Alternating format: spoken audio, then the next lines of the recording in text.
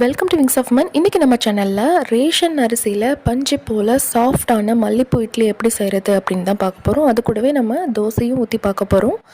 இதுக்கு முன்னாடி நான் ரேஷன் அரிசியில் இட்லி தோசை மாவு அரைச்சது கிடையாது. வீட்டில் அம்மா தான் யூஸ்வலாக இட்லி தோசை மாவு ரேஷன் அரிசியில் அரைச்சி கொடுப்பாங்க. ரொம்ப ரொம்ப சாஃப்டாக இருக்கும். அம்மா சொன்ன மெத்தடில் தான் இன்றைக்கி நான் ட்ரை பண்ண போகிறேன்.